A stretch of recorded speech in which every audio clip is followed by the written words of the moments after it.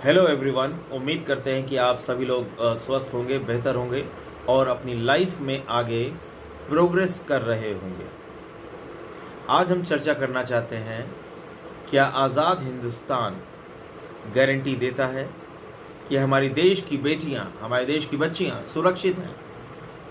जब वो सुबह स्कूल से घर आती हैं या घर से स्कूल जाती हैं, घर से मार्केट जाती हैं, वापस आती हैं, क्या वो सुरक्षित हैं? क्या हिंदुस्तान इस बात की गारंटी देता है कि वो सेफ हैं, सिक्योर हैं? आज हमारे समाज में बहुत सारे क्रोकोडाइल और स्पाइडर्स पनप रहे हैं और इनका चेक एंड कंट्रोल बहुत ज़रूरी है, but they are patronised by some white collar people. लेकिन उनको संरक्षण दिया जा रहा है और उनको संरक्षण जो दे रहे हैं वो भी अपना दोहरा चरित्र रखते हैं। दिन में तो वो दिखावा करते हैं कि वो बहुत बड़े समाज सेवी हैं, लेकिन रात में, शाम के वक्त उनका दोहरा चरित्र सामने आता है। हम बात कर रहे हैं राजस्थान के श्री गंगानगर शहर की, जहां पर एक 13 साल की मासूम घर के लिए निकलती है। शाम का वक्त है, लेकिन वो घर नहीं पहुंचती है। वो पहुंच जाती है एक hotel. From one hotel to another hotel. 5 दिनों तक उसके साथ 32 लोग हैवानियत करते हैं। जरा उस स्थिति की आप कल्पना कीजिए, विजुअलाइज कीजिए, इमेजिन करिए कि एक 13 साल की मासूम को कितना ज्यादा तकलीफ हो रही होगी, कितना ज्यादा दर्द हो रहा होगा जब ये 32 लोग उस पर हैवानियत कर रहे होंगे, गंदा काम कर रहे होंगे। किसी को रहम नहीं आया।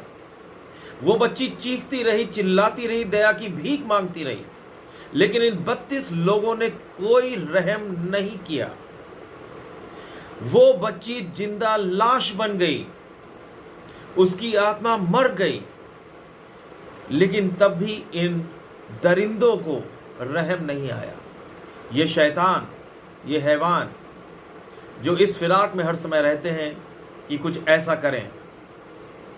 हमारा कानून सख्त है, हमारे कानून में प्रोविजन है, लेकिन इनको किसी बात का डर नहीं है।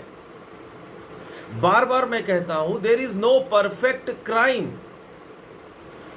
और जब हम बात करते हैं इन मासूम बच्चियों की, हमारे देश में कितने ही त्योहार ऐसे हैं, कितने ही कस्टम्स, रिचुअल्स ऐसे हैं जब हम कन्या को देवी के रूप में मानते हैं, लेकिन और उनमें से ये हैवान भी होते होंगे, लेकिन यही लोग जो कन्या को देवी बोल रहे होते हैं और जब उसको अकेला पाते हैं तब ये ऐसी हैवानियत कर गुजरते हैं जिसको बयान करना मुश्किल है। हमारे देश में इस तरह के केसेस बढ़ते जा रहे हैं। करीब 80 से 100 केस डेली इस तरह के हो रहे हैं, जिसमें मासूम बेटियों पे अत्याचार किया जा रहा है, ऑफेंस किया जा रहा है। कई केसेस में उनका मर्डर भी कर दिया जाता है। इस तरह के केसेस से बचने के लिए हमारे पास है, कानून है, लेकिन सबसे बड़ा जो कानून है दैट इज नेचुरल लॉ। क्या हमारे अंदर की वो इंसानियत मर चुकी है? क्या हमारे अंदर का वो जो एक इंसान है वो मर गया है?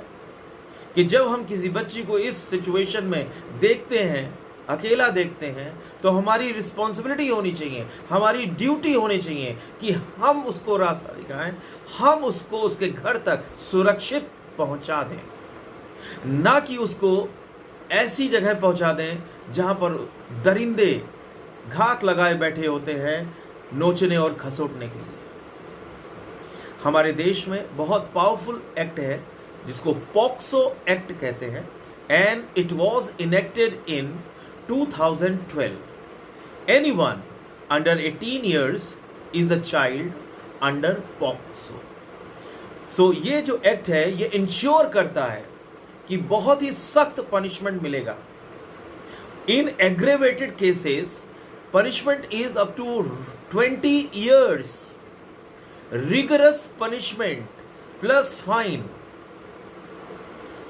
ये बिल्कुल हमारे देश में बहुत ही मजबूत कानून है, लेकिन इन दरिंदों को किसी भी बात की परवाह नहीं है। इन ब्रॉड डे लाइट, शाम के वक्त हर समय ये तैयार बैठे हैं। It seems that entire society is deviated. ये हो क्या गया? 32 लोग, किसी को रहम नहीं आया कि एक मासूम बच्ची है। हमारे घर में बच्चियां हैं, आपके घर में बच्चियां हैं, और जो लव एंड अफेक्शन दिया जाता है उन बच्चियों को, जो एक गारंटी दी जाती है सेफ्टी एंड सिक्योरिटी की, वो हम देते हैं, लेकिन जब बाहर निकलते हैं तो वो चीज़ कहीं गायब हो जाती है और रात के अंधेरे में वही सफ़ेद पोश रात में एक हैवान बन जाता है।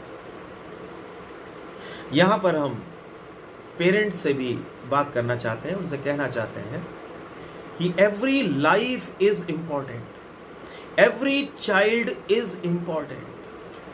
हमें बहुत बेहतर से उनकी परवरिश करनी है, उनका ध्यान रखना है, उनकी पढ़ाई लिखाई को इंश्योर करना है, ताकि वो उनका जो फ्यूचर हो वो ब्राइट हो। यकीन मानिए, ओवर कॉन्फिडेंस में मत रहिए कि बाहर सब बहुत ही मासूम लोग बसते हैं। Outside world is just like a jungle. तो हमें ये इंश्योर करना चाहिए कि जब हमारी बेटियां अगर मजबूरी में बाहर जाना पड़ रहा है आफ्टर सनसेट, तो हमें साथ में होना चाहिए उनके। हमें उनको एक बिल्कुल सेफ एनवायरनमेंट देना चाहिए। पॉसिबल हो तो उनको ना जाने दें, वरना साथ में जाएं। अगर बहुत ज़रूरी है तो साथ में जाएं, क्योंकि हम गारंटी नहीं ले सकते। हम कैसे गारंटी ले सकते हैं? हम अपनी गारंटी ले सकते हैं कि yes I am going to protect, लेकिन हम दूसरे की गारंटी नहीं ले सकते। इसलिए ओवर कॉन्फिडेंस में मत जिए। आपकी बेटी है, आपको इंश्योर करना है, पेरेंट्स को देखभाल करनी है, उनको पूरा एक सेफ पॉजिटिव एनवायरनमेंट देना है ताकि वो आगे बढ़े। जो हमारा नारा है, बेटी पढ़ाओ बेटी बचाओ। लेकिन अगर इस तरह के जो भेड़िए समाज में पैदा हो गए हैं, इनको नहीं रोका गया तो वाकई दिक्कत बहुत ज़्यादा है। इसीलिए, क्योंकि हम समाज की गारंटी नहीं ले सकते, भेड़िए हैं और वो रहेंगे, आज से नहीं है, सिंस बाइगॉन टाइम्स, और ये आगे भी रहेंगे। हमारा समाज कोई आइडियल समाज नहीं है जहां पर देयर इज नो क्राइम, ऐसा है ही नहीं। तो हम किस ओवर कॉन्फिडेंस में हैं कि अपनी बेटियों को बाहर भेज रहे हैं? हमें मासूम बच्चों, जिसमें बेटी और बेटे दोनों आते हैं, उनको अकेले बाहर नहीं भेजना है। आप मत बिल्कुल इस ओवर कॉन्फिडेंस में रहिए कि outside world is absolutely safe. No, outside world is just like a jungle.